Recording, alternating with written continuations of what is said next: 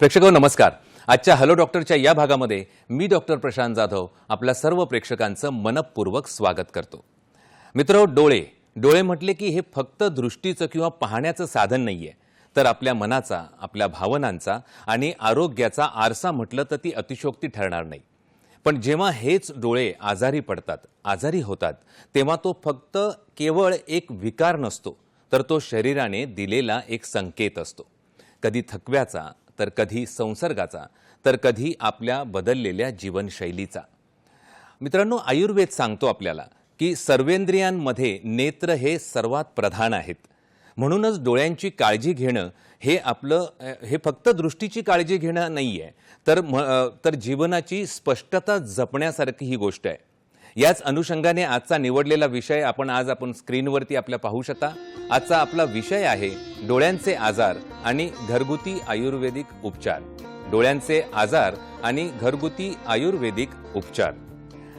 मित्रांनो, आपण जाणून घेणार आहोत या भागामध्ये, आपल्याला मार्गदर्शन पण करणार आहेत, आपण चर्चा करणार आहोत एकंदरीत की मुळात डोळ्यांचे विकार का होतात त्याची कारणे समजून घेण्याचा प्रयत्न करणार आहोत आणि आयुर्वेद याकडे कशा व्यापक आणि मुळाशी जाऊन कोणत्या दृष्टिकोनातून पाहतो या विषयावरती आणि अत्यंत महत्त्वाच्या आणि संवेदनशील अगदी नाजूक अशा विषयावरती आपल्याला मार्गदर्शन करण्यासाठी आज आपल्या सोबत स्टुडिओमध्ये हॅलो डॉक्टरच्या या भागामध्ये उपस्थित आहेत सुप्रसिद्ध आयुर्वेदाचार्य आणि नेत्र शल्य चिकित्सक डॉक्टर आबासाहेब गडदे। सर, मी आपलं मनपूर्वक स्वागत करतो। मित्र, आपल्या पाहुण्यांचं अगदी अल्पशा असा परिचय करून द्यायचा झाला तर वैद्य आबासाहेब गडदे हे MS नेत्र आयुर्वेदाचार्य असून श्री विश्ववल्लभ आयुर्वेदीय चिकित्सालय व पंचकर्म केंद्र पुणे येथे ते कार्यरत आहेत। 19 वर्षापासून आयुर्वेद सेवेमध्ये ते रुजू आहेत। लहान मुलांचे विकार, स्त्रियांचे विकार, वंध्यत्व, वाताचे सर्व आजार, मेंदूंचे विकार यासह अनेक आजारांच्या हजारो रुग्णांवरती यशस्वी चिकित्सेचा अनुभव डॉक्टर गडदे सरांच्या पाठीशी आहे। डोळ्यांच्या सर्व दुर्धर विकारांच्या चिकित्सेमध्ये त्यांचा हातखंडा मानला जातो। मुख्य शाखा श्री विश्ववल्लभ आयुर्वेदीय चिकित्सालय व पंचकर्म केंद्र पुणे याची सिंहगड रोड, धायरी फाटा, पुणे येथे आहे व इतर शाखा सदाशिव पेठ पुणे, दादर, ठाणे, नाशिक, सांगली येथे आहेत। तसेच सहाय्यक वैद्यांच्या सहाय्याने ही सेवा पुरवली जाते ती सोलापूर, नागपूर, संभाजीनगर, नांदेड या ठिकाणी सेवा आपल्याला उपलब्ध करून दिलेली आहे। चला तर अतिशय जसं मी म्हटलं नाजूक अशा विषयात डोळ्यांचे विकार, डोळ्यांचे आजार आणि घरगुती आयुर्वेदिक उपचार या विषयावरती आपण चर्चा करणार आहोत। या चर्चेला सुरुवात करणार आहोत आणि आपले जे तज्ञ मार्गदर्शक पाहुणे आज इथे उपस्थित आहेत ते MS आयुर्वेदाचार्य doctor Abasaheb Gadade sir. Sir, पुनश्च मी आपलं इथे स्वागत करतो। आपण आजच्या चर्चेला नक्की सुरुवात करूया। सर, डोळ्यांचे विकार म्हटले, डोळा हा अतिशय नाजूक अवयव मानला जातो आणि डोळ्यांचे विकार जेव्हा आपण विचार करतो किंवा त्याच्याबद्दल चर्चा करतो तर खूप मोठे मोठे आजार असतात आणि अगदी दृष्टी जाण्या इतपतची परिस्थिती निर्माण होऊ शकते। अशा परिस्थितीमध्ये आपण घरगुती आयुर्वेदिक उपचाराबद्दल जेव्हा चर्चा करतो तेव्हा थोडंसं जरा उत्सुकता निर्माण होते की नक्की घरगुती उपचारामध्ये डोळ्यांची आपल्याला काळजी घेण्यासारखं काय असतं, याबद्दल सविस्तर आपण काय सांगाल सर? खरं तर प्रश्न खूप डॉक्टर चांगला आहे। मुळातच ह्या भागात म्हणजे डोळ्यांच्या बाबतीत जेव्हा घरगुती आयुर्वेदिक उपचार म्हटलं की लगेच कपाळाला आट्या पडतील लोकांच्या। ह्याचं कारण काय तर तुम्ही जनरली बघत असताल डायबेटिक रेटिनोपॅथी, अरे किती मोठा आजार आहे। शुगरचा वर्षानुवर्ष शरीरावरती परिणाम होऊन मग पडद्याला सूज आली, मग पडद्यावरती रक्तस्राव झाला आहे, नसांना सूज आलेली आहे, मेंदूवरती परिणाम झाला आहे, लिव्हरवरती परिणाम झाला आहे आणि अशा ह्याच्यात आयुर्वेदिक घरगुती उपचार किंवा हायपरटेन्शन आहे किंवा कोणत्याही मोठ्या आजाराचा परिणाम स्वरूप आहे, डोळ्यावरती परिणाम, म्हणजे बऱ्याच व्याख्यानांमध्ये मी हे सांगत आलोय अगदी साध्या डोळ्यांच्या आजाराचा परिणाम सुद्धा जर त्याच्याकडे दुर्लक्ष केलं गेलं तर कायमस्वरूपी अंधत्व येतं। म्हणजे साधा डोळे सततचे लाल होणं आहे आणि त्याच्याकडे दुर्लक्ष केलं गेलं, त्याचे उपचार नीट नाही झाले तर अंधत्व येतं। मग अशी क्रिटिकल अवस्था असताना, असे मोठे भयंकर आपल्याला परिणाम डोळ्यावरती दिसत असताना त्याला घरगुती तोडगे करावे लागतात। कारण घरगुती तोडग्यानं खरंच परिणाम होतो का? एवढे मोठे मोठे डॉक्टर, हॉस्पिटल्स आहेत आणि तिथं त्याचे उपचार होत नाहीत आणि घरगुती तोडग्यानं कसं होतं? मुळात हे लक्षात घ्या, आयुर्वेदाचा बेसच हा आहे की prevention is better than cure. म्हणजे आयुर्वेदात प्रत्येक गोष्टीचा जो आहे ना ते काही ना काही त्याचे तोडगे सांगून ठेवलेले आहेत किंवा होऊ नये म्हणून व्यवस्था करून ठेवलेली आहे. आयुर्वेदात उपचार हा भागच नंतर आलाय. म्हणजे बाकीच्या कोणत्याही शास्त्राचा विचार करताना काही झालं की लगेच उपचाराला सुरुवात होते. आयुर्वेदात मुळात ते विकार उत्पन्न होऊ नये म्हणूनच व्यवस्था आहे. म्हणजे आयुर्वेदात दिनचर्या सांगून ठेवली, आयुर्वेदात ऋतुचर्या सांगून ठेवली. दिनचर्याचं पालन आयुर्वेदिक पद्धतीने केलं, ऋतुचर्याचं पालन केलं तर मुळात विकार उत्पन्न होत नाहीत. ही व्यवस्था अगोदर करून ठेवली. जनरली बऱ्याचदा होतं की कधी झोपावं, कधी उठावं, जेवावं कधी, जेवल्यानंतर काय घ्यावं, जेवल्या अगोदर काय घ्यावं, पाणी कधी प्यावं, जेवणाच्या वेळा 2 वेळच्या काय असायला पाहिजे, दंतमंजन कशाचं करावं, आजारी असताना दंतमंजन करावं की नाही, अजीर्ण असताना दंतमंजन करावं की नाही, तापात असताना काय खावं काय नाही, इतका सखोल आणि मोठा विचार आयुर्वेदात आहे. त्या जर गोष्टी फॉलो केल्या गेल्या तर मुळात विकार उत्पन्न होत नाहीत. किंवा आता ऋतुमानाच्या हिशोबाने जर असा उन्हाळा चालू झाला आहे, जनरली VKC म्हणून एक ना लहान मुलांमध्ये बऱ्याचदा डोळ्यांना ॲलर्जिक कंडिशन तयार व्हायला लागते आणि सततचे डोळे लाल व्हायला लागतात, खाजायला लागतं आणि प्रचंड त्याचा मुलांना त्रास होतो. नंतर व्हिजनही कमी व्हायला लागते. जसे मूतखड्याची फ्रिक्वेन्सी असते तसेच ह्या आजाराची फ्रिक्वेन्सी आहे आणि दरवर्षी उन्हाळ्यात येणारा हा विकार आहे. बऱ्याच लोकांना तो त्रास होतो. पावसाळ्यात घ्या, पावसाळ्यात काही वाताचे आजारपण यायला लागतात, हिवाळ्यात घ्या स्किन फुटायला लागते. पण ही ऋतुचर्या हे शरीरावरती परिणाम करणारे जे दोष आहेत ह्या दोषांच्या अनुषंगानं आयुर्वेदात ऋतुचर्या सांगून ठेवली. ऋतुचर्याचं जर पालन केलं गेलं, दिनचर्याचं जर पालन केलं गेलं तर विकारच उत्पन्न होत नाहीत. आणि जर तात्पुरते दोष उत्पन्न होत असतील तर त्याला घरच्या घरी औषधानं तर आपल्याला काही गोष्टी मॅनेज करता येतील. अरे मग घरच्या घरी म्हणजे काय, मुळात आता वेलदोडा घेतला, काळे मिरे घेतले, हे आयुर्वेदिक वनस्पती आहेत ह्या ज्या आपल्या पूर्वजांनी खुबीनं आपल्या किचनमध्ये स्वयंपाकघरात त्याची रचना करून ठेवलेली आहे, मसाल्याचे पदार्थ घालून ठेवलेले आहेत.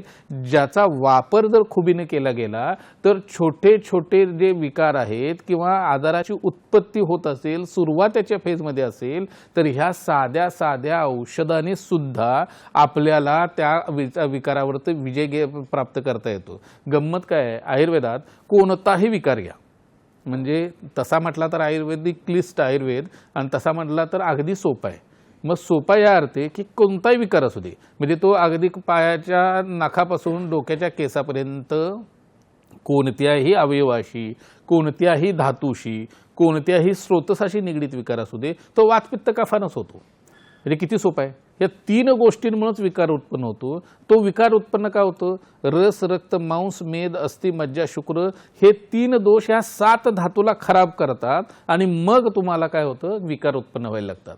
बरं, हे दोष जे वात पित्त कफ आहेत हे विकार उत्पन्नच का करतात आणि नेमकं हे उत्पन्न होतात कधी. खरं तर शरीराच्या धारणासाठी, शरीराचे धारण करण्यासाठी वात पित्त कफ आणि हे 7 दोष हे गरजेची गोष्ट आहे. जनरली काय होतं बघा, आपण शुगर वाढली म्हणतो, शुगर आली म्हणत नाही. किंवा आता जर एखाद्याचे किडनी फेल्युअरचा पेशंट असेल तर ब्लड युरिया क्रिएटिनिन वाढलं म्हणतो. म्हणजे काय आहेत ते, तर शरीराचे ते घटक भाग आहेत. हे जे आहे B12 आहे कमी झालं म्हणतो, म्हणजे किंवा B12 वाढलं, ह्या ज्या गोष्टी आहेत ह्या शरीराच्या घटक भाग आहेत. त्या जर शरीरात दोष उत्पन्न झाले तर ते एकतर कमी होणार आहे, म्हणजे त्याचे नॉर्म्सच्या हिशोबानं ते एकतर विकृती आहे किंवा ते वाढले तरी ती विकृती आहे. हे होतं कशामुळं, शरीरात बदल घडतात. ते शरीरात बदल का घडता येतो, कारण तुमची लाईफस्टाईल. आयुर्वेदानुसार ज्यावेळेला वात पित्त कफाचा विचार केला जातो त्यावेळी त्याची उत्पत्ती ही पचन काळात सांगून ठेवली. म्हणजे पहिल्यांदा अन्न खाल्ल्यानंतर कफाचं उदिरण होतं, म्हणजे कफ तयार होतो. अन्न पचन काळात पित्ताचं उदिरण होतं, म्हणजे पित्त तयार व्हायला लागतं. आणि ज्यावेळेस सारकिट्ट विभजन म्हणजे मल आणि मूत्र मोठ्या आतड्यात वेगळे व्हायला लागतात त्यावेळेला वाताची उत्पत्ती व्हायला लागते. ज्या वेळेला आपण चुकीच्या पद्धतीनं खायला लागतो, चुकीच्या पद्धतीनं म्हणजे काय, जर नको असलेलं खाणं, नको त्यावेळी खाणं, वारंवार खाणं, ह्या सगळ्या गोष्टीमुळं त्या आमाशयावरती परिणाम होतो, तिथं श्रवणाऱ्या पाचक ह्याच्यात स्रावावरती परिणाम होतो, क्लेदक कफावरती परिणाम होतो आणि पचनच तुमचं कोलॅप्स होतं किंवा विकृत व्हायला लागतं.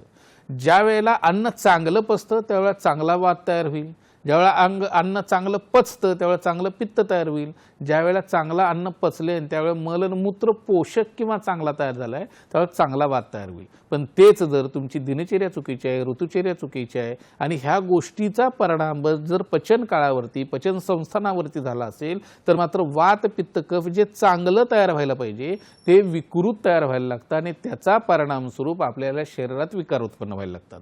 आता हे वात पित्त कफ सुरुवातीच्या काळात जर तुम्ही त्याच्यावरती लक्ष ठेवलं, जर तुम्ही त्याच्याकडे लक्ष द्यायला लागलात आणि त्या वेळेला त्याचे साधे साधे तोडगे वापरायला लागलात तर मग विकार उत्पन्न व्हायचं कारणच नाही. म्हणजे आपण बघत असतो बघा जनरली खोबरं म्हणजे बऱ्याचदा प्रसादाचं आपण प्रसाद म्हणजे कोणत्याही मंदिरात गेलात की नारळ फोडला असेल तर प्रसाद देताना नुसतं नारळाचा तुकडा दिला जातो का हो, किंवा खोबरं खायला देतात का, नाही देत.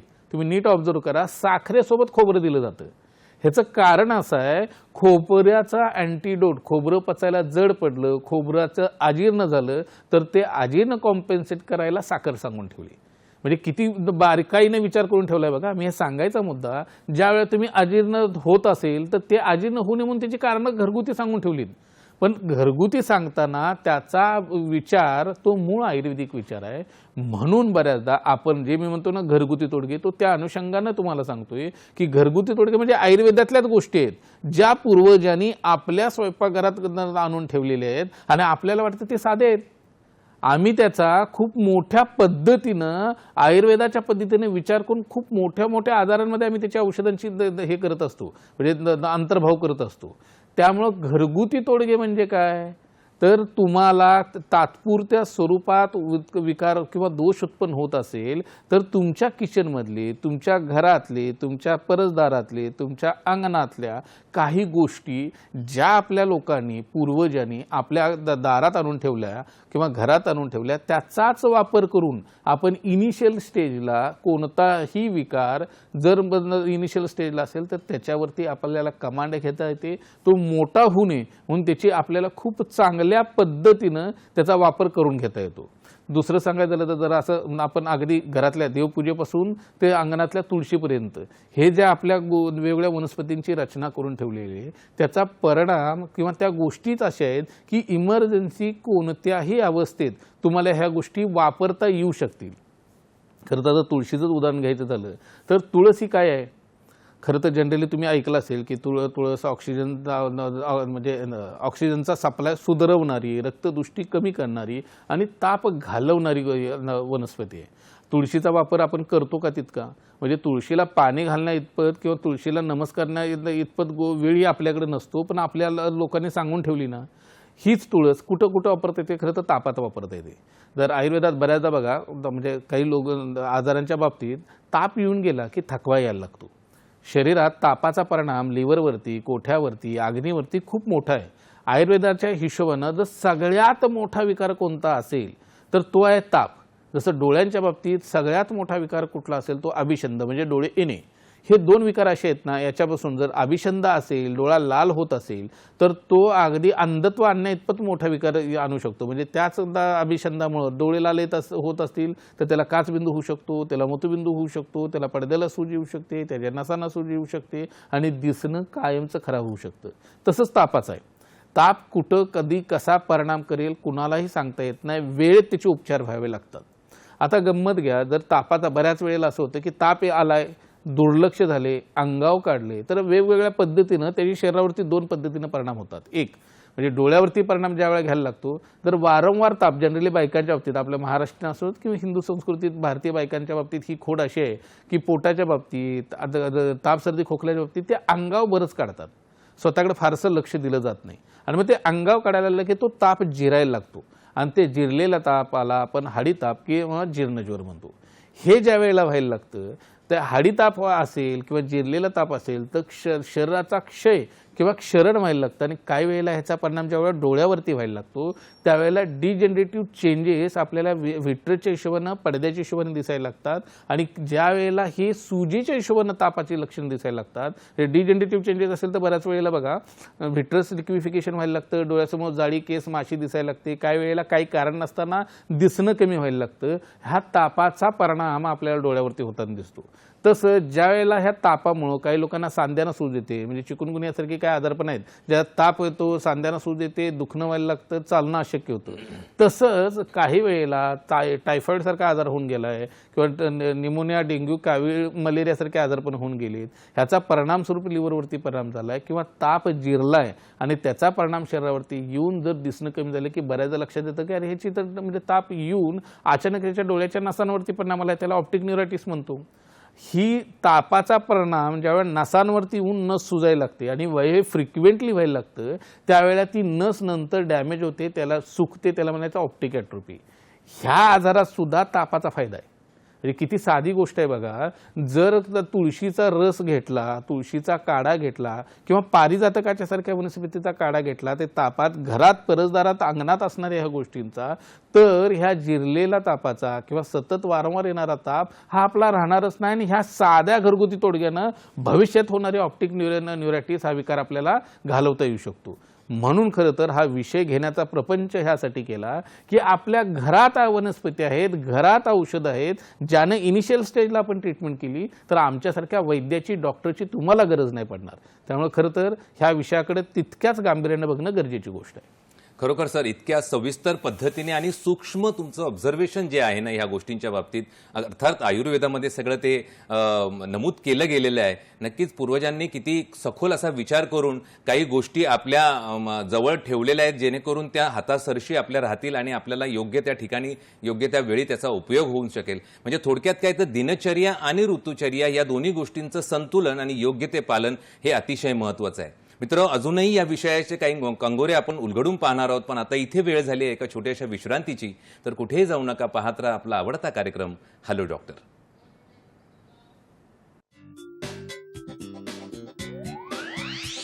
श्री विश्ववल्लभ आयुर्वेदीय चिकित्सालय व पंचकर्म केंद्र, पत्ता धायरी फाटा, सिंहगड रोड, पुणे. शाखा पुणे, मुंबई, ठाणे, नाशिक, सांगली, छत्रपती संभाजीनगर, नांदेड, सोलापूर, नागपूर. संपर्क 9881719392 तसेच 9822526199 आणि 8007466161. Website www.vishwavallabhayurved.com.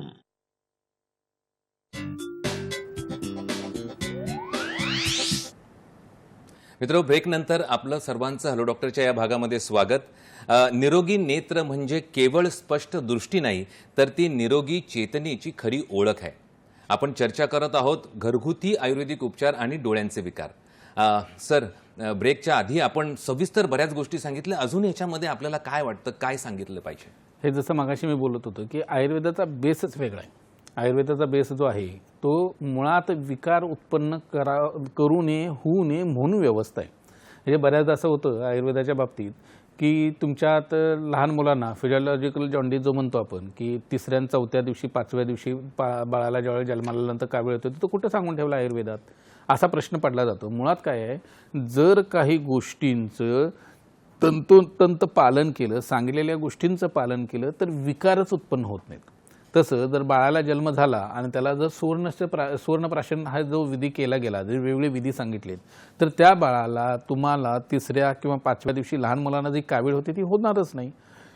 ह्या बाबतीत जसं मी वर्णन माहिती सांगतोय तशाच काही गोष्टींच्या बाबतीत म्हणजे तुम्ही ऐकलं असेल की पश्चिम महाराष्ट्रात बऱ्याचदा असं होतं, लहान मुलांना कफ झाला की दातवन म्हणून एक औषध मिळतं किंवा पावडर मिळते, ती बोटावरती देऊन आज्या पूर्वीच्या परजीबीला लावायच्या आणि तो कफ काढला जायचा. किती साधी प्रोसेस आहे हो. आता आपण शिकलेली लोक काय करतो, हा कुठला आघोरी किंवा गावठी प्रकार असं होतं आणि ह्याच प्रोसेसला आयुर्वेदिक लोक, आयुर्वेदिक वैद्य, आयुर्वेदिक डॉक्टर वमन म्हणतात. म्हणजे आम्ही वैद्य लोक पैसे घेऊन वमन करतो आणि पूर्वीची लोक हे घरच्या घरी तोडग्यांमध्ये आले. हे सांगायचं कारण असं आहे, घरगुती म्हणून जे म्हणतोय आपण त्या खरं तर घरगुती गोष्टी आहेत का, बऱ्याच वेळेला त्या शास्त्रीय आधारावरती अवलंबून असलेल्या किंवा त्या बेसवरती तयार झालेल्या त्या प्रोसेस घरच्या घरी केल्या जातात. खरं तर मी तुम्हाला सांगायला आवडेल, आता रायनोप्लास्टी नावाची जी सर्जरी जी जगात मान्य आहे, जी जगात केली जाते, जी आता त्याच्यापेक्षा सुपिरियर सर्जरी होऊ शकत नाही, ती इंडियातली सर्जरी आहे. आणि आपल्याकडे एक समाजाचे लोक जे चप्पल वगैरे शिवले जातात त्या समाजाचे लोक पूर्वी लाल महालाच्या बाजूला बसून ह्या नाकाची सर्जरी केली जायची.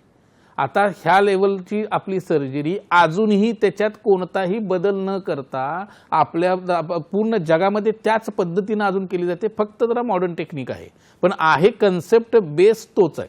सांगायचं कारण हे आपण इतका उहापोह किंवा त्याचा बडेजाव करत नाही.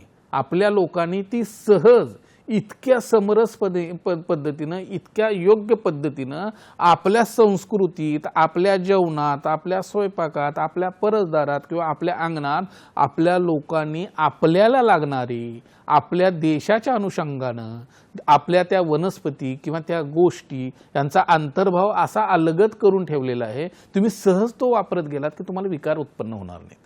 म्हणून ही खरं तर साधी औषधं नाहीत, ही खूप मोठी आहेत, फक्त त्याची किंमत नाही आहे. कारण आपल्याला त्याचा आता नॉलेज नाही, आपण त्या वापरतो वेगळ्या उद्देशासाठी, म्हणून त्याची किंमत कळत नाही आपल्याला. त्यामुळे त्याच्याकडे लक्ष दिलं गेलं पाहिजे. जसं हे आता कफाची उलटी, लघुवमन खरं तर म्हटलं जातं आयुर्वेदात. वमन, बृहद वमन आणि लघुवमन ह्या 2 कन्सेप्ट आहेत. सर, ही गोष्ट आपण नक्कीच सविस्तर जाणून घेऊया, पण आता प्रेक्षक आपल्याशी जोडले गेलेले आहेत. पुणे येथून संतोषजी खराडे हे आपल्याशी जोडले गेलेले आहेत. आपलं स्वागत. संतोषजी, आपण आपला प्रश्न विचारावा. हॅलो, आवाज येत नाही. हॅलो, हा बोला. हॅलो, हा बोला. बोला. हा सर माझं 4 जुलैला आहे ना ऍक्सिडेंट झाला. हा हॅलो, हा येतोय आवाज, बोला. 4 जुलैला आहे ना ऍक्सिडेंट झाला, जरा थोडासा मार लागला होता माझ्या होटाळीला. तर कुठे लागला होता? डोक्याला मार बसलाय? आपण सलग आपला प्रश्न विचारा, आपला आवाज आमच्यापर्यंत थोडी पोहोचतोय. जर मला कमी आली याचं कारण काय मला कळेल का? बर बर. कुठे लागला डोक्याला मार होता? नव्हता. डोक्याला मार बसला होता, डोळ्याला बसला होता, कुठं बसला होता मार? हॅलो हॅलो, का इथं होटाळीला, कुठं? हनवटीला मार बसला होता आणि दृष्टी कमी वाटते.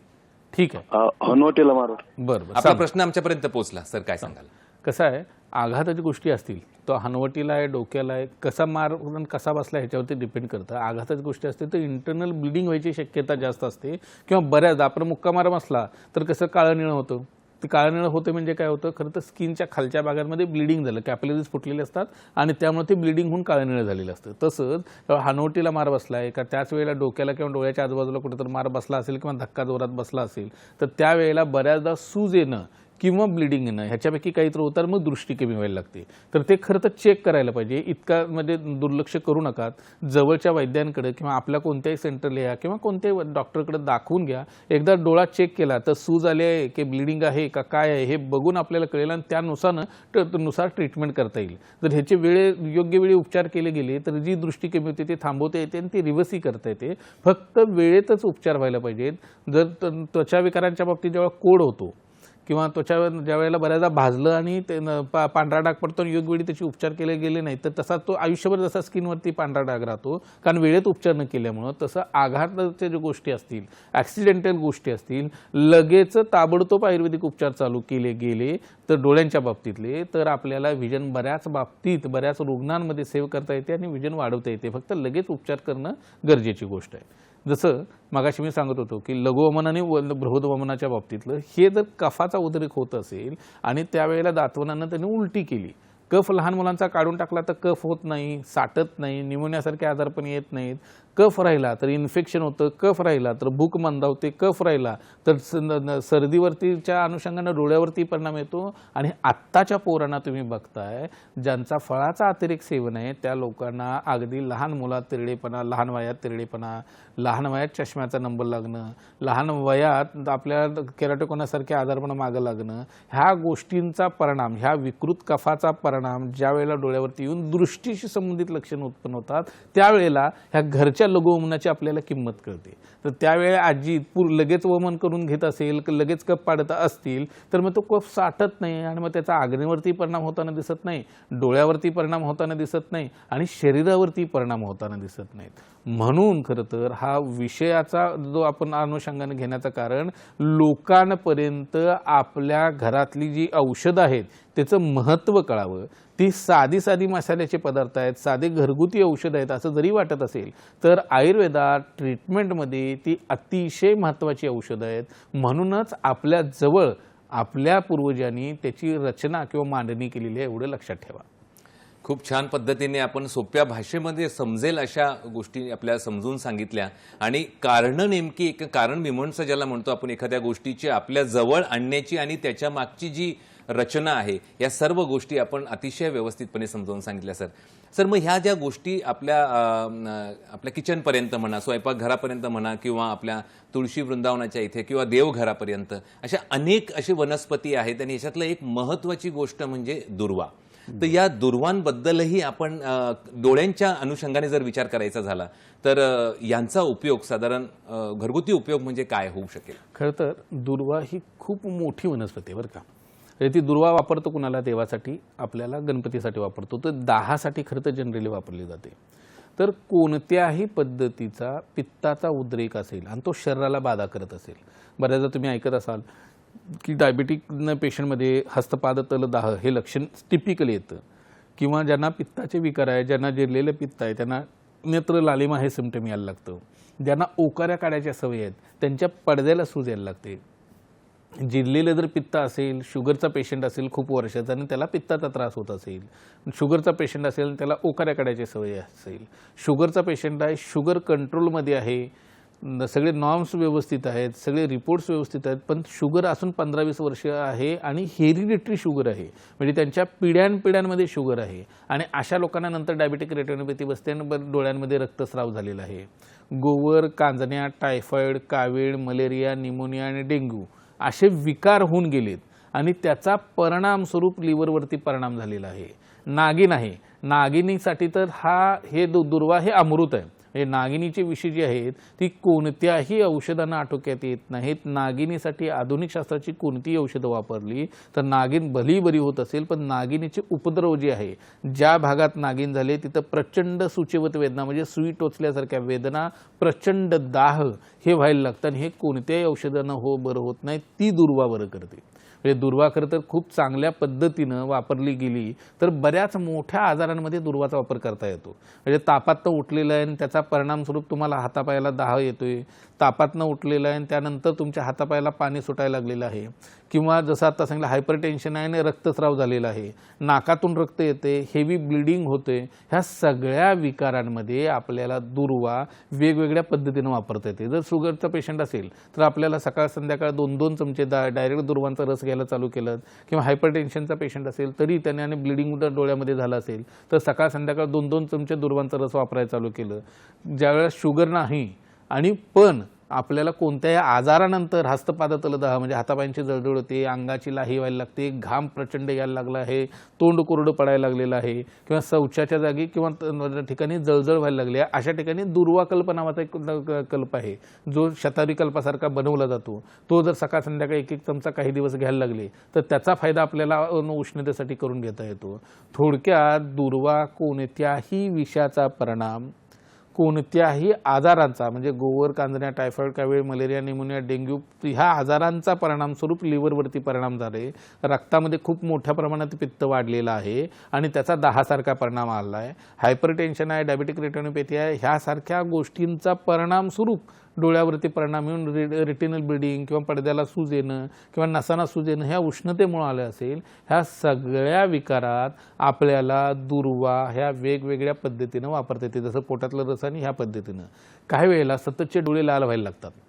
लाल होत असेल त्याचं कारण कळत नाही, उन्हात काम असतं, गॅसजवळ काम आहे किंवा कॉम्प्युटरचा वापर आहे, तर अशा वेळेला दुर्वाचा रसाच्या पट्ट्या जरी आपण डोळ्यावरती ठेवायला लागलो तरी त्याचा परिणाम आपल्याला ती हीट कमी करण्यासाठी, ती लाली कमी करण्यासाठी, डोळ्यातली उष्णता कमी करण्यासाठी करून घेता येतो. त्यामुळे फक्त योग्य वेळी ह्या दुर्वाचा वापर पित्ताच्या विकारांमध्ये करणं गरजेचं आहे. जर ह्या योग्य वेळी जर तुम्ही केलं, म्हणजे जागरण खूप होतोय, शुगर आहे आणि तुम्ही अगोदरच दुर्वांचा रस चालू केला तर भविष्यात तुम्हाला शुगर किंवा हायपरटेन्शन सारख्या आजारामुळं जो पडद्यावरती रक्तस्राव होणार आहे तो आपल्याला टाळता येतो. ह्या विषांचा परिणाम स्वरूप बऱ्याच वेळेला असं होतं की कामला होऊन गेले, का टायफॉइड होऊन गेला आहे, ह्या आजारानं होऊन गेल्यानंतर शुगर डिटेक्ट होते. ती जर होते आणि त्यानंतर मग त्याचं पर्यवसन मोठ्या आजारांमध्ये होतं. ज्यावेळी हे मोठे आजार पण होऊन गेले असतात, काही वेळ काय टायफॉइड, गोवर, कांजरा, मलेरिया, निमोनिया, डेंग्यू सारखे, त्यानंतर तुम्ही 1 ते 1.5 महिना जरी तुर्तास बरी झाल्यानंतर 1 ते 1.5 महिना जरी दुर्वांचा रस घ्यायला लागला तर ह्या आजाराचे दुष्परिणाम म्हणून जे मोठे आजार शारीरिक व्याधी होत असतात ते आपल्याला घालवता येतात.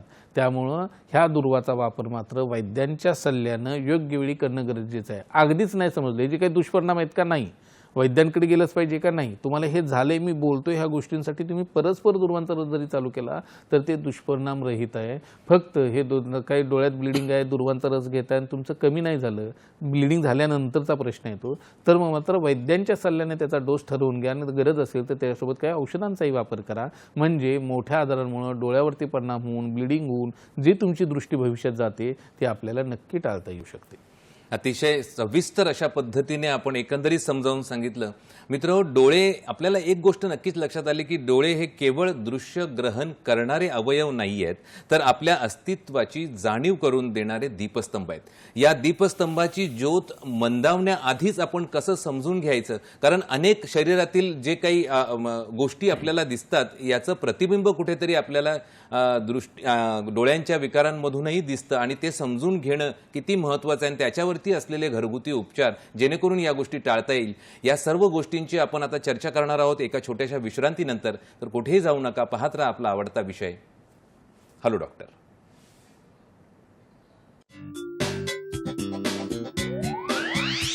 श्री विश्ववल्लभ आयुर्वेदीय चिकित्सालय व पंचकर्म केंद्र, पत्ता धायरी फाटा, सिंहगड रोड, पुणे. शाखा पुणे, मुंबई, ठाणे, नाशिक, सांगली, छत्रपती संभाजीनगर, नांदेड, सोलापूर, नागपूर. संपर्क 9881719392 तसेच 9822526199 आणि 8007466161. Website www.vishwavallabhayurved.com.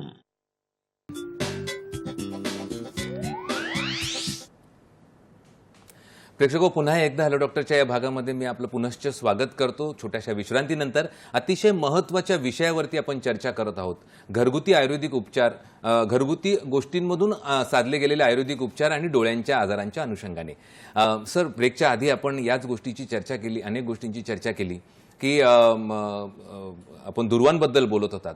तर याच्यात अजूनही आपल्याला काही सांगायचं आहे. आणि दुसरी गोष्ट स्वयंपाकघरात आहे, ही तर देवघरातली गोष्ट झाली. स्वयंपाकघरातले अनेक असे मसाल्यांचे पदार्थ आहेत किंवा कोथिंबिरीसारख्या गोष्टी आहेत, या सगळ्यांचाही वापर आपण एकंदरीत औषधी वापर यांचा काय काय आहे याबद्दल आपण काय सांगाल? जसं मी दुर्वांच्या बाबतीत सांगितलं तसं बऱ्याचदा खरं तर बऱ्याच व्याख्यानामध्ये, आपल्या सह्याद्रीच्या बऱ्याच व्याख्यानांमध्ये मी कोथिंबिरीचा उल्लेख केला आहे. कोथिंबिरी ही डोळ्यांसाठी ॲज अ अमृतासमान काम करतं. खरं तर आयुर्वेदात धान्य कावले म्हणून एक कोथिंबिरी म्हणजे धन्यापासून बनवलेलं एक औषध सांगून ठेवले.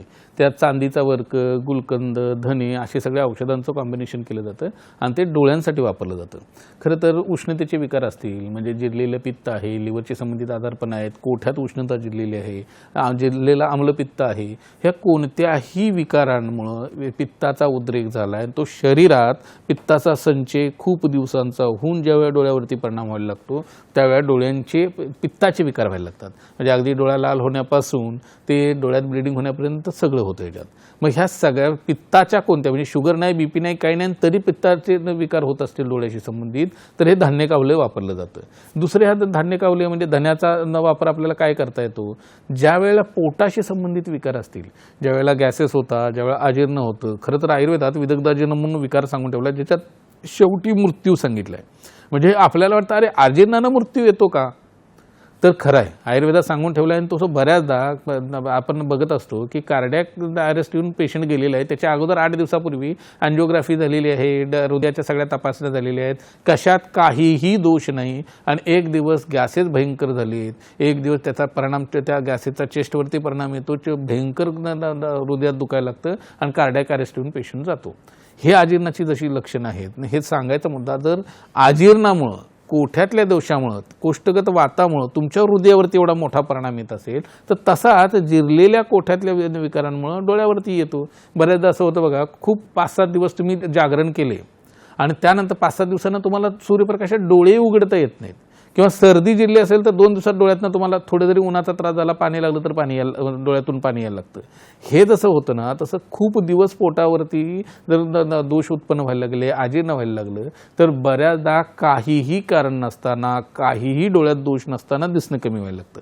अशा केसेसमध्ये बऱ्याचदा सुंठ धण्याचा काढा, म्हणजे आपल्या किचनमध्ये सुंठ आणि धणी दोन्ही असतात, पाव चमचे घेणे, 1 कप का पाण्याचा अर्धा कप करणं, गाळून घेणं आणि पिणं, एवढे जरी करायला लागलं, नुसतं सकाळी सुंठ धण्याचा काढा घेणं आणि पोटाशी संबंधित पोट न साफ होण्याची तक्रार असतील तर ह्याच काढ्यात रात्री पिताना मात्र 1 चमचा एरण तेल टाकून घ्यायला लागणं. हे जर करायला लागलो तर पाचनही व्हायला लागतं आणि कोठ्यातले दोष पडून जे आहे ते एरण तेलामुळे बाहेरही पडायला लागतात आणि त्याचा परिणाम आपल्यावर डोळ्यावरती जो येतो तो आपल्याला कायमस्वरूपी घालवता येतो. ह्याच्यासोबत बऱ्याच वेळेला असं होतं, जसे हे धण्याचा किंवा कोथिंबीरीचा इम्पॅक्ट येतो तसे डोळे लाल झालेत, डोळ्यावरती ज्या वेळेला कोरडे पडायला लागलेत, म्हणजे कॉम्प्युटरवरचा परिणाम झाला आणि डोळे लाल होत आहेत, कोरडे होत आहेत, त्याचा परिणाम असेल, रांजणवाडीसारखे विकार असतील किंवा पापण्यांना सूज यायला लागलेली आहे किंवा कुठल्याही ॲलर्जिक कंडिशन असतील त्याच्यामुळे पापण्यांना सूज येते, पापण्यांना कंड सुटतो आणि डोळ्याला लाली यायला लागते, डोळ्या दुखायला लागतो, डोळ्यातनं पाणी यायला लागतं. अशा सगळ्या विकारांमध्ये कोथिंबिरीचा गावठी कोथिंबीर घेऊन स्वच्छ धुवून त्याचा लगदा करून त्याचा लेप डोळ्यावरती करावा किंवा त्याचा रस काढून आपल्याला कापूस किंवा सुती कपडा भिजवून त्याच्या डोळ्यावरती पट्ट्या ठेवल्या गेल्या तर डोळ्यातली हीट खूप चांगल्या पद्धतीने कमी होते. खरं तर बऱ्याचदा असं होतं बघा, मी जसं सांगितलं की अभिषंद हा डोळ्याचा विकार आहे, डोळा लाल येणं होणं किंवा डोळा येणं, हा विकार योग्य पद्धतीनं जर हँडल केला गेला नाही, योग्य पद्धतीनं म्हणजे काय, योग्य वेळी त्याचे उपचार व्हायला पाहिजेत. जसं मी नागिनीच्या बाबतीत सांगतो, जसं रांजणवाडीच्या बाबतीत सांगतो, तसंच हे आहे अभिषंदाच्या बाबतीत. रांजणवाडी असू दे, डोळे येणे असू दे, ह्या गोष्टी डोळ्यात दोष उत्पन्न झाल्याशिवाय होत नाहीत.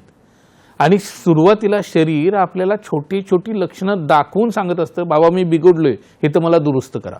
आणि त्यावेळी आपण दुर्लक्ष केलं, त्याच्याकडे लक्ष दिलं नाही तर मात्र मोठे विकार उत्पन्न होतात. म्हणून म्हणजे आत्ताचा जो विषयाचा आजच्या विषयाचा जो प्रपंच आहे तो ह्यासाठी आहे.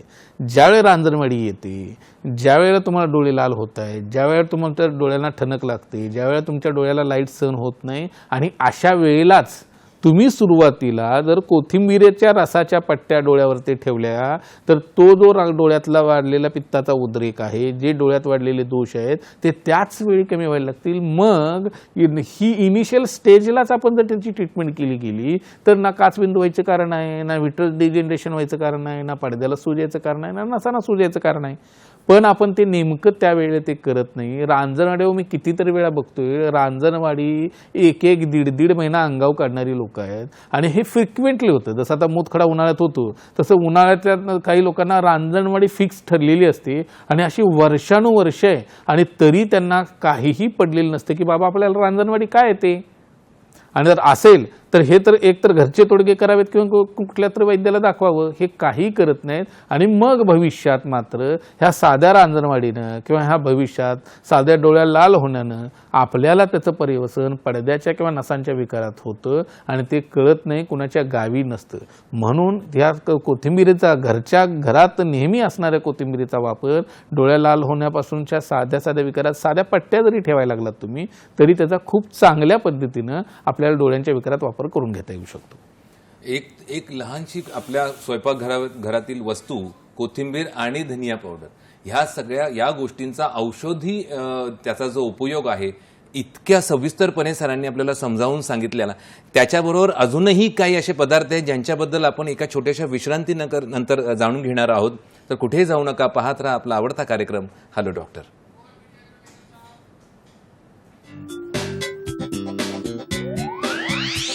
श्री विश्ववल्लभ आयुर्वेदीय चिकित्सालय व पंचकर्म केंद्र, पत्ता धायरी फाटा, सिंहगड रोड, पुणे. शाखा पुणे, मुंबई, ठाणे, नाशिक, सांगली, छत्रपती संभाजीनगर, नांदेड, सोलापूर, नागपूर. संपर्क 988171 9392 तसेच 982252 6199 आणि 8007 46 61 61. Website www.vishwavallabhayurved.com.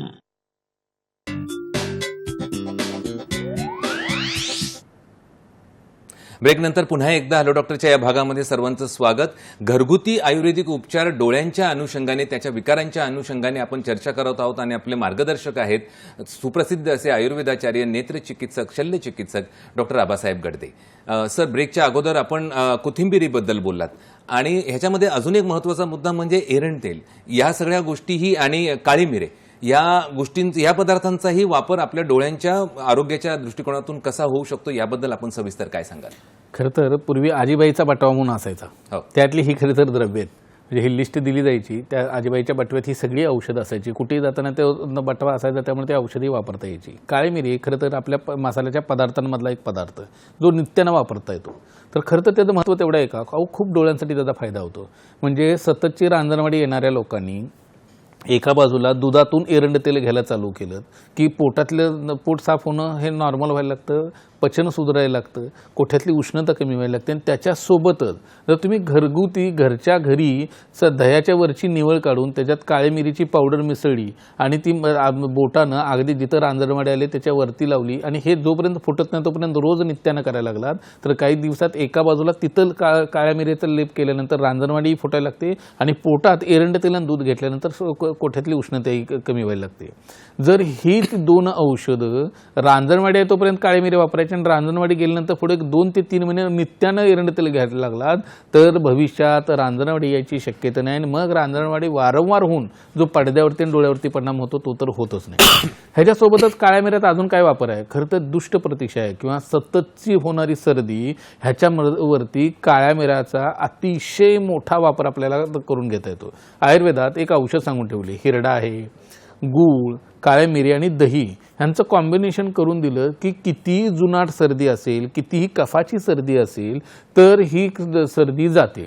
जर खूप दिवस सर्दी जिरलेली असेल तर त्याचा परिणाम बऱ्याच वेळेला म्हणजे लहान मुलांमध्ये आता तुम्ही बघत असाल कफकर पदार्थांचं बाहेरच्या खाण्याचं प्रमाण खूप आहे. मग हे न होतं काय, एकतर जंत व्हायला लागतात, एकतर सततची सर्दी व्हायला लागते आणि त्याच्यासोबत कहर म्हणून की काय त्यांचा मोबाईल किंवा कॉम्प्युटर असतो आणि मग लहान वयातच त्यांना नंबर लागतो. अशा मुलांमध्ये ज्या वेळेला दही, काळे मिरे, गूळ असं आणि त्यासोबत हिरडा पावडर शक्य असेल तर, नाही तर नुसतं एवढंच दिलं तरी चालतं, हे जर द्यायला चालू केलं तर त्यांची सर्दी खूप चांगल्या पद्धतीनं आपल्याला कमी करून घेता येते. बऱ्याच वेळेला लहान मुलांना उलट्याची सवय असते किंवा मोठ्यांमध्ये सुद्धा खूप पित्ताचा अतिरेक झाला, खूप पित्तामुळं ओकाऱ्या होत असतील तर मग ह्या लोकांना सवय काय असते, रात्री झोपताना किंवा मध्यरात्री उठून साधं थंड दूध पिणं आणि ह्याचाच परिणाम नंतर भविष्यात ते पित्त जिरतं आणि मग दृष्टी कमी व्हायला लागते. हे असले उद्योग काहीतरी करण्यापेक्षा साध्या मसाल्यांच्या पदार्थांमधला वेलदोडा घेतला, वरची त्याची हिरवी साल काढून टाकली, टर्फल काढून टाकलं आणि आतले जे काळे बी आहेत ते तवा गरम करून त्याच्यावरती तो जर आपण वेलदोडा टाकला आणि त्याची राख करून घेतली आणि सकाळ संध्याकाळ जोपर्यंत पित्ताच्या ओकाऱ्या थांबत नाही, जोपर्यंत कोणत्याही पद्धतीच्या ओकाऱ्या ज्या होत्या त्या थांबत नसतील तोपर्यंत तुम्ही जर ती राख जी आहे ती मधातनं चाटण करायला लागला तर आस्ते आस्ते आस्ते यकृतावरती त्याचा परिणाम चांगला येतो, लिव्हरवरती कमी परिणाम चांगला येतो आणि होणाऱ्या ओकाऱ्या, होणाऱ्या पित्ताच्या ओकाऱ्या असू देत किंवा कोणत्याही पद्धतीच्या ओकाऱ्या असोत ह्या वेलदोड्याच्या राखेनं खूप चांगल्या पद्धतीने कमी करता येतं. गंमत बघा, बऱ्याच वेळेला आम्लपित्त आहे, जिरलेलं आम्लपित्त आहे, अँटॅसिड कंटिन्यूस घेत आहेत आणि त्याच्या ओकाऱ्यावर एका बाजूला अँटॅसिड चालू आहे तरी एका बाजूला सकाळी ओकाऱ्या काढणं चालू असतं आणि कारण ओकाऱ्या काय ह्याच्यासाठी काढतात की ओकारी काढल्याशिवाय त्यांना उपशय होत नाही किंवा पित्ताचा त्रास कमी होत नाही. हे करून वर्षानुवर्ष करतात आणि त्याचा परिणाम रेटिनल इडिमा म्हणजे पडद्याला सूज येते, ह्याचा परिणाम स्वरूप ऑप्टिक नर्वला सूज येते. जर हे शुगरचा पेशंट असेल तर ह्या ओकाऱ्या काढत असतील तर ब्लिडिंग होतो डोळ्यामध्ये. अशा लोकांना हे भविष्यात विकार टाळण्यासाठी साधा घरगुती वेलदोड्याच्या राखेची पावडर जरी मधातनं तुम्ही घ्यायला चालू केली तरी तुम्हाला पित्ताचा होणारा उद्रेक कमी होतो आणि उलट्या थांबायला लागतात. किती साध्या साध्या गोष्टी आहेत पण आपण त्याच्याकडे दुर्लक्ष करायला लागतो. आता तसंच उदाहरण द्यायचं झालं तर आपण ऊस आहे, खरं तर आता उन्हाळ्याचे सीझन आहे, ऊसाचा वापर आपण ऊसाचा रस पिण्यासाठी करतो. खरं तर आयुर्वेदात कावळीमध्ये ना ऊस खायला सांगितलं आहे, पण ऊस खायला सांगितलं की लोक काय करायला लागतात, ऊसाचा रस प्यायला लागतात. खरं तर ऊसाचा रस चरक्यातला काढलेला हा लिव्हर फंक्शन कमी करणार आहे. खरं तर ऊस जेवढा नुसता चगळून खाऊ तेवढं ते लिव्हरसाठी खूप चांगल्या पद्धतीने त्याचा फायदा करून घेता येतो. तोच ऊसाचा रस जो आहे तो ऊसाचा रस जर ज्यांच्या डोळ्यावरती पित्ताचा परिणाम शुगरच्या व्हायला लागला, म्हणजे इंटरनल ब्लिडिंग व्हायला लागली शुगरमुळं, त्या लोकांनी तळपायावरती उसाच्या रसाची धार धरली किंवा त्याच उसाच्या रसाची डोळ्यावरती धार धरायला लागला, म्हणजे डोळ्यावरती धार धरतात त्याला नेत्रसेक म्हणतात, कुठल्या तर वैद्यांकडून शिकून घेतलं किंवा बघितली कुठली तरी आणि त्या अनुषंगाने जर घरच्या घरी जरी करायला लागला तर ह्या दोन गोष्टी घरच्या घरी उसाचा रस जर वापरला गेला तरी सुद्धा आपल्याला शुगर किंवा हायपरटेन्शनमुळं डोळ्यावरती परिणाम होऊन होणारं इंटरनल ब्लिडिंग आपल्याला उसाच्या रसानं कायमस्वरूपी घालवता येऊ शकतं. फक्त योग्य वेळ व्हायला पाहिजे, इनिशियल स्टेजमध्ये व्हायला पाहिजे. आता बऱ्याच वेळेला असं होतं की उसाच्या रसानं ब्लिडिंग कमी झाल्यानं पुन्हा होते, त्यामुळे इमर्जन्सी कंडिशनमध्ये उसाचा रस वापरून मग वैद्यांच्या सल्ल्याने जर ट्रीटमेंट केली गेली तर पडदा आपल्याला कायमचा सेव्ह करता येतो. किती साध्या साध्या गोष्टी आहेत. आपण आता आडूळसा बघत असतो, आडूळशामध्ये आडूळसा आजूबाजूला कुठेही दिसतो. जनरली आपल्याला हे माहिती असते की आडूळसा कफासाठी किंवा खोकल्यासाठी वापरला जातो. खरं तर आयुर्वेदात तो तितकाच मर्यादित किंवा तिथं वापरला जातो तर का नाही. आयुर्वेदात आडूळशाचा वापर रक्तपित्तात सांगितलाय. आता रक्तपित्त म्हणजे काय? रक्तपित्त म्हणजे नाकातून रक्त येणं, रक्तपित्त म्हणजे गर्भाशयातून बायकांच्या अंगावरनं जाणं, रक्तपित्त म्हणजे शौचाच्या मार्गातनं रक्त जाणं, रक्तपित्त म्हणजे मूत्राच्या मार्गातनं रक्त जाणं, रक्तपित्त म्हणजे इंटरनल ब्लिडिंग असणं, रक्तपित्त म्हणजे मेंदूत ब्लिडिंग होणं, रक्तपित्त म्हणजे डोळ्यात ब्लिडिंग होणं. म्हणजे थोडक्यात जिथं जिथं म्हणून ब्लिडिंग होईल त्या सगळ्या गोष्टींना रक्तपित्त म्हणतात. त्यामुळे योग्य वेळी त्याचा वापर केला गेला तर रक्तपित्त आपल्याला टाळता येतं. आडूळसा ह्याच्यावरचं रामबाण औषध आहे. जर तुम्ही आडूळसाचा रस सकाळ संध्याकाळ 2-2 चमचा घ्यायला लागलात तर कोणत्याही पद्धतीचं इंटरनल ब्लिडिंग कमी करणारं खूप मोठं औषध हे आडूळसा आहे. आता हे आपल्या परसदारात असतं बऱ्याचदा, त्यामुळं त्याचा वापर वैद्यांच्या सल्ल्यानं करून घ्या. साध्या साध्या आजारांमध्ये सुरुवातीच्या स्टेजमध्ये करून घ्या, म्हणजे मोठे विकार होणार नाही, वैद्यांची आणि डॉक्टरांची गरज नाही पडणार. हा एवढे करूनही उपयोग होत नसेल तर मात्र वैद्यांचा सल्ला घेणं गरजेची गोष्ट आहे. अतिशय महत्त्वाची अशी ही चर्चा होती. अतिशय नाजूक अशा अवयवांवरती, डोळ्यांवरतीच ही चर्चा, पण इतक्या सविस्तर पद्धतीने आणि सूक्ष्म निरीक्षण इथे आपल्या वैद्यांचं आपल्याला इथे नक्कीच जाणवलं असेल. मित्र, आपण पाहिलंय की डोळ्यांचे विकार ही कदाचित एक छोटी समस्या वाटू शकते, पण आयुर्वेद आपल्याला शिकवतो की प्रत्येक लक्षण हे शरीराचं एक बोलणं असतं आणि ते बोलणं कुठेतरी ऐकणं आणि समजणं हे अतिशय महत्त्वाचं असतं. आयुर्वेद आपल्याला नक्कीच हे सांगतो की स्वस्थ नेत्र म्हणजे केवळ एक चांगली दृष्टी नाही आहे, तर संतुलित जीवनाचं हे प्रतीक आहे. सर, आपण अतिशय महत्त्वाच्या विषयावरती आम्हाला जे सविस्तर मार्गदर्शन केलं, आपण इथे आज वेळात वेळ काढून आलात, त्याबद्दल मी सह्याद्री वाहिनीतर्फे, दूरदर्शनच्या आणि आमच्या तमाम प्रेक्षकांतर्फे आणि हॅलो डॉक्टरच्या पूर्ण टीमतर्फे आपलं मनपूर्वक आभार मानतो. धन्यवाद सर, आपण इथे आल्याबद्दल. मित्र, म्हणूनच डोळ्यांची नक्कीच काळजी घ्या, कारण दृष्टी स्पष्ट असेल तरच जीवनाचा मार्गही आपल्याला स्पष्ट दिसेल. या सकारात्मक वळणावरती आज आपण इथे या भागाची सांगता करत आहोत. पुन्हा भेटूया हॅलो डॉक्टरच्या नवीन भागामध्ये नवीन विषयासह नवीन तज्ज्ञांसोबत. तोपर्यंत स्वस्थ रहा, मस्त रहा, आनंदी रहा. नमस्कार.